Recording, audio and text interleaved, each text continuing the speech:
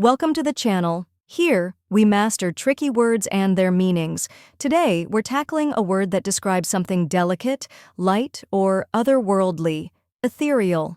It might look a bit tricky, but by the end of this video, you'll be able to pronounce it with confidence. The correct pronunciation is ethereal.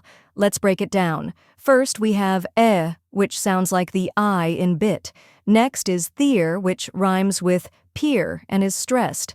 Then comes which sounds like the E in see. Finally, ool sounds like ool in council. Now, let's put it all together. Ethereal. Try repeating after me. Ethereal. Now a little faster. Ethereal.